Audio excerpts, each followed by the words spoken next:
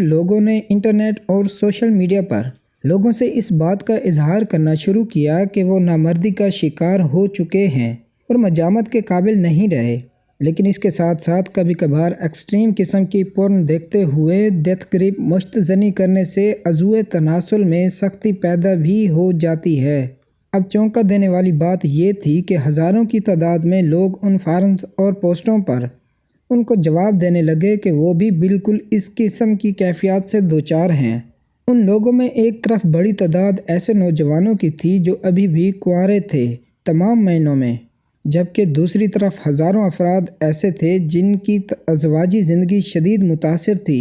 ایک اسٹوڈنٹ جو پورن ایڈکشن کا شکار تھے اپنی حالت زار کچھ یوں بیان کرتے ہیں: میرے دوست مجھ سے رابطہ ختم کر چکے تھے، میں نے لوگوں سے ملنا جلنا ترک کر کے اپنے آپ کو کمرے تک محدود کر لیا تھا۔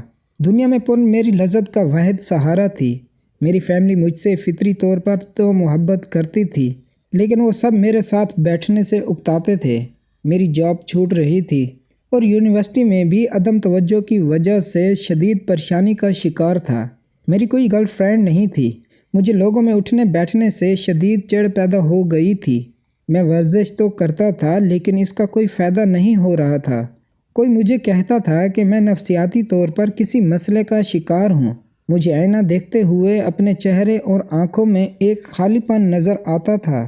میرے جسم میں انرجی ختم ہو چکی تھی۔ مجھے اضافی نیند لینے کے باوجود ہمیشہ تھکاوٹ کا احساس رہتا تھا۔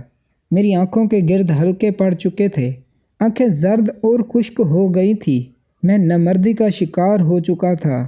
میں ہمیشہ کنفیوز، افسردہ اور پریشان رہتا تھا۔ میں یقیناً زندگی نہیں جی رہا تھا پر میں مرا بھی نہیں تھا۔ میں شاید کسی اور ہی حالت میں تھا۔ ایک شادی شدہ پورن ایڈکٹ کے تاثرات کچھ یوں تھے: ہائی سپیڈ پورن نے سب کچھ بدل کر رکھ دیا تھا۔ میں دن میں ایک سے زیادہ بار مشت زنی کرنے لگا تھا۔ مجھے یوں محسوس ہوتا تھا گویا میں مشت زنی نہیں کر رہا بلکہ یہ سکون حاصل کرنے اور نیند لینے کا ایک ذریعہ ہے۔ اپنی بیوی کے ساتھ ہم بستری سے پہلے پورن کو دیکھنا میری مجبوری تھی کیونکہ اس کے بغیر میں انٹرکورس نہیں کر سکتا تھا۔ انزال ہونا ایک بہت بڑا مسئلہ تھا۔ فطری طریقوں سے سیکس کرنے میں مجھے دقت محسوس ہوتی تھی۔ تقریباً یہی سٹوری ان فارمز پر آنے والے ہر کنوارے اور شادی شدہ بندے کی تھی۔ ان میں زیادہ تر لوگ پورن ایڈکشن کی شدید لت کا شکار تھے، جبکہ کچھ ابھی ابتدائی درجنوں میں تھے۔ ان فارمز پر آ کر یہ لوگ ایک دوسرے سے اپنے مسائل بیان کرنے لگے تھے۔ اپنی ان علامات پر غور کرتے ہوئے وہ لوگ یہ اندازہ امید کرنے لگے کہ اگر وہ کچھ عرصے کے لیے پورن اور مشت زنی کو چھوڑ دیں تو شاید نامردی اور دیگر مسائل دور ہو جائیں۔ اس نظریے کے تحت ان فارمز پر آنے والے لڑکوں لڑکیوں نے پورن اور مشت زنی سے دور رہنے کا فیصلہ کیا، پر ایک بڑا مسئلہ انہیں یہ پیش آیا کہ جو ہی وہ پورن دیکھنا چھوڑتے تو ان کی رہی سہی جنسی طاقت بھی ختم ہو جاتی۔ انزائٹی، ڈپریشن، سلیپنگ پرابلمز مزید بڑھ جاتی۔ ایک ہائی لیول پورن ایڈکٹ کی زبانی: پورن چھوڑنے سے میں درج ذیل مسائل کا شکار ہو گیا: شدید چڑچڑاپن، بے جان عضو تناسل، شدید تھکاوٹ، نیند نہ آنا، توجہ نہ کر پانا، سانس پھولنا، ڈپریشن۔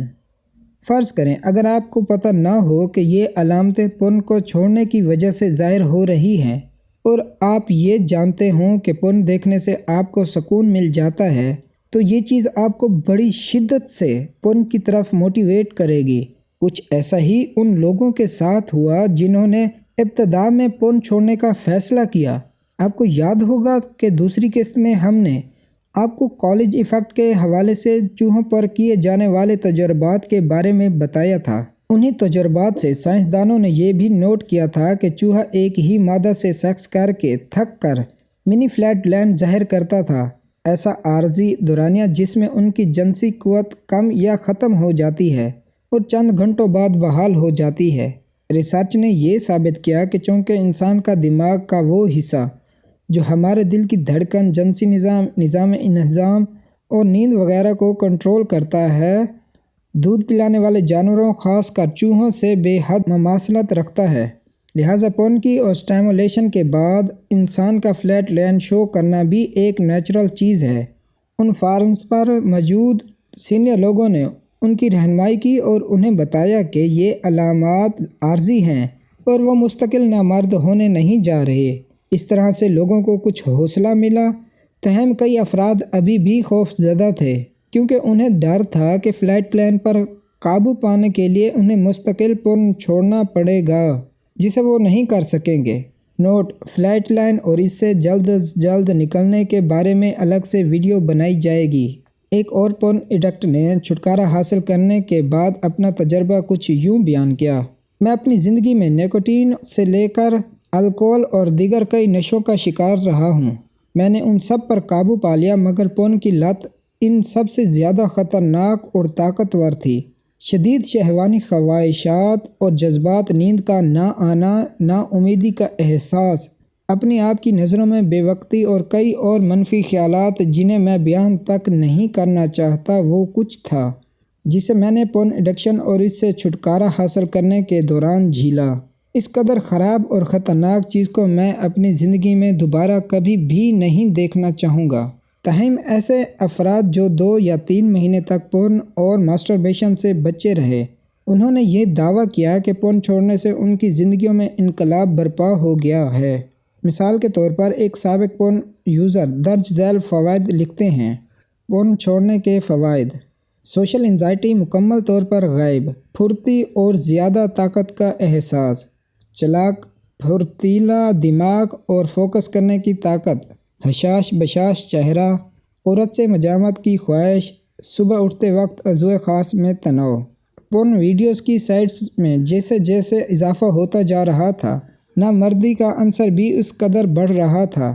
سن 2002 میں امریکہ کے اندر کی گئی تحقیق کے مطابق 2002 میں 18 سے 40 سال کے افراد میں نامردی کا تناسب صرف 2% تھا اور یہ پچھلے 50 سالوں میں محض 1.5% بڑھا تھا، جبکہ 2012 میں یہی تناسب بڑھ کر 30% ہو چکا تھا۔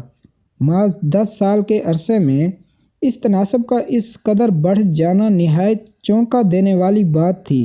نو فیپ کی ابتدا 2011-12 میں ایسی ویب سائٹس بننے لگی جو صرف پورن اور ماسٹربیشن چھوڑ دینے والے افراد کے لیے مختص تھی تاکہ وہ اس سے ہونے والے مسائل سے چھٹکارا حاصل کر سکیں۔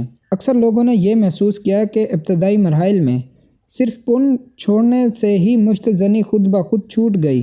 ان ویب سائٹس میں سب سے بڑی ریڈٹ نو فیپ تھی جسے 20 جون 2011 کو الیگزینڈر روڈز نے بنایا۔ اس ویب سائٹس پر صرف رجسٹر ممبران کی تعداد 4.5 لاکھ ہے۔ چند دیگر بڑی ویب سائٹس کے نام درج ذیل ہیں: Reboot Nation, Reddit, porn free, your brain rebalance, your brain on porn. Note: no fap بنیادی طور پر ایک کنسیپٹ ہے جس کا مقصد لوگوں کو پورنوگرافی، ماسٹربیشن اور اورگازم سے باز رکھنا ہے۔ نو فیپ کمیونٹی کے ممبران کو ریبوٹرز کہا جاتا ہے۔ لفظ نو فیپ کے اندر فیپ ماسٹربیشن کا ہی ایک بازاری نام ہے۔ فیپ اس آواز کو بھی کہتے ہیں جو ماسٹربیشن کرتے وقت پیدا ہوتی ہے۔ نو فیپ کی ان تمام ویب سائٹس کا ایک ہی مقصد تھا کہ دماغ کو پورن اور ماسٹربیشن کے برے اثرات سے ریسیٹ دیا جائے تاکہ وہ اس کا ریوارڈ سسٹم پھر سے نیچرل چیزوں سے تعلق پیدا کر لے اور ریکور ہو جائے۔